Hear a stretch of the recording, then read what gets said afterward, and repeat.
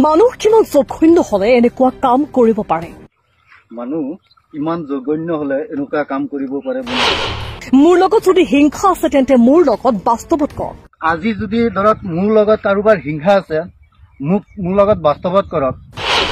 মোৰ খেতিৰ লগত কিহৰ হিংসা আছে? মই খেতি কৰিছো, মোৰ খেতিৰ লগত কিহৰ হিংসা আছে? মোৰ খেতি কৰা প্ৰতিটো গছৰ ৰঙালাও দুৰ্বৃত্তই কাটি পেলাইছে। মোৰ খেতিত আজি ইয়াৰ চাক মিঠা লাও ৰঙালাও প্ৰতিটো গছত লাগিছে, কিন্তু কি কৰিছে কোনোবাই দুৰ্বৃত্ত চাক প্ৰতিটো লাও ইয়াক কাটি কাটি পেলাই দিছে। এয়া কি মানুহৰ ধৰ্ম হ'ব পাৰে নেকি? চিন্তা কৰক, ইয়া কি মানুহৰ ধৰ্ম হ'ব পাৰে নেকি? আজি আমি কোনটো সমাজত বসবাস কৰি আছো? এনেকুৱা লেতেৰা সমাজ। হয়, এগৰাকী দুৰ্ভগীয়া কৃষকৰ আৰ্তনাদ এয়া। দুটকা উপাৰ্জন কৰি পৰিয়াল পোহপাল দিবলৈ ৰঙালাওৰ খেতি কৰিছিল এজন কৃষকে, কিন্তু একাংশ দুষ্ট প্ৰকৃতিৰ লোকে লোকজনৰ সকলো ৰঙালাও কাটি পেলাই দিয়ে। দৃশ্য দেখি আৱেগিক হৈ পৰিছে খেতিয়কজন।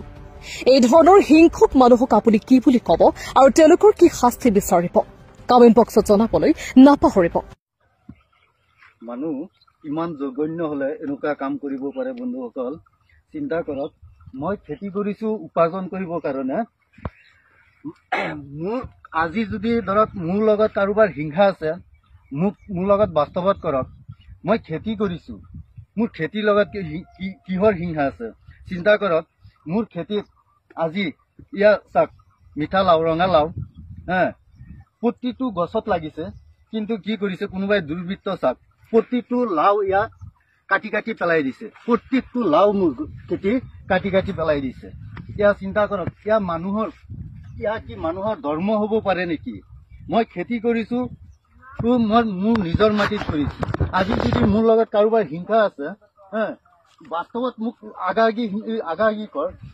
মোৰ এনেকুৱা ধ্বংস কিয় কৰিলি? মোৰ এনেকুৱা ধ্বংস কৰাটো কি ঠিক হৈছে? চিন্তা কৰক, মোৰ প্ৰত্যেকটো গছত প্ৰত্যেকটো লাও কাটি কাটি পেলাই দিছে।